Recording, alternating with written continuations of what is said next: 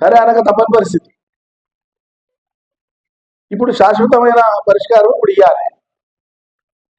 ఇప్పుడు టెంపరీ తీర్పు ఉన్నప్పుడే, తాత్కాలికంగా ఒక ఒడంబడిక ఉన్నప్పుడే, తాత్కాలికంగా ఇట్లా వాడుకోవాలని మధ్యంతర ఉత్తర్వులు ఉన్నప్పుడే వాళ్ళు దాన్ని బుల్డోజ్ చేసేసి కింది ప్రాంతానికి ఇష్టమైనట్లు నీళ్ళు వాడుకుంటున్నారు, అనుమతులకు మించి వాడుకుంటున్నారు. మొన్న మనం చాలాసార్లు మేము చెప్పినాం, శ్రీశైలం నుంచి ఎన్ని వాడిండ్రు కిందికి, నాగార్జున సాగర్ నుంచి ఎన్ని కిలోమీటర్లు పోతున్నాయి, ఇప్పటికి ఎన్ని కిలోమీటర్లు పోతున్నాయి, కుడి కెనాల్ నుంచి నాగార్జున సాగర్, రైట్ కెనాల్ నుంచి.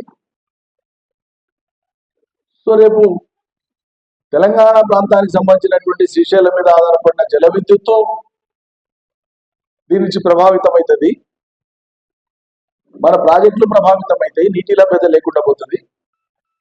కాబట్టి ఈ ఎస్ఆర్ఎంసికి సంబంధించిన శ్రీశైలం గుడిగట్టు కాలువకు ప్రధాన కాలువకు సంబంధించినటువంటి ఈ పనులు ఏవైతే 90,000 క్యూసెక్కుల నీళ్లను తీసుకుపోయే పరిమాణంతో వాళ్ళు లైనింగ్ పనులకు శ్రీకారం చుడుతున్నారు. ఇప్పుడు తక్షణం ఆ పనులు ఆపేటట్లు తెలంగాణ ప్రభుత్వం నిద్ర లేవాలి, ముద్దు నిద్ర లేవాలి, ఆపాలి. తెలంగాణ ప్రయోజనాల్ని, పాలమూరు ప్రయోజనాలని, నల్గొండ ప్రయోజనాలను కాపాడాలని చెప్పి డిమాండ్ చేస్తాం. మీకు ప్రజలు అధికారం ఇచ్చింది, గతం కంటే మేలు చేస్తాం, ఎక్కువ చేస్తామంటే ఆశపడి అధికారం ఇచ్చింది మేము, కానీ ఉన్నది ఊడగొట్టడానికి మీకు అధికారం ఇవ్వలే. ఉన్న హక్కును, ఉన్న సౌకర్యాలను ఊడగొట్టడానికి మీరెవరండి? ఓ శాశ్వత ప్రయోజనం కొనగూరాలి ప్రజలకు, అటువంటిది ఉన్న ప్రయోజనాలు తీసేస్తారా? అత్యంత దుర్మార్గంగా ఉంది రాష్ట్రంలో ఉండేటువంటి కాంగ్రెస్ పార్టీ వ్యవహారం, కాంగ్రెస్ ప్రభుత్వ వ్యవహారం. రాష్ట్రంలో రాజకీయంగా బలపడడం కోసం చంద్రబాబు నాయుడు ఆయన పార్టీ ఆయన కాలంలో చేశారు. ప్రజలలో వాళ్ళ సుస్థిరతను మెచ్చుకొని వాళ్ళు ప్రయత్నం చేస్తే మన ఉనికిని కోల్పోవాలన్నా, మన నీటి హక్కును కోల్పోవాలన్నా?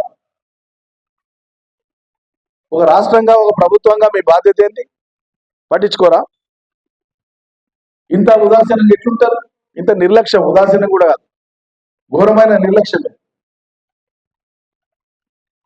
ఇంత నిర్లక్ష్యంగా ఉండలేరు కదా, ఉండకూడదు కదా. దాని మీద ఆధారపడినటువంటి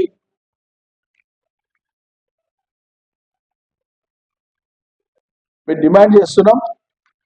ఈ తక్షణం ప్రభుత్వం జవాబు చెప్పాలి, నిద్ర విడాలి. రాజకీయ ఆరోపణలు కాకుండా మీ కాలంలో ఇట్లయింది, మీ కాలంలో ఇట్లయింది అని మాట కాకుండా ఇప్పుడు కళ్ళ ముందు ఏం జరుగుతుందో దాన్ని దృష్టిలో పెట్టుకొని మీరు స్పందించండి, ప్రభుత్వంగా స్పందించండి.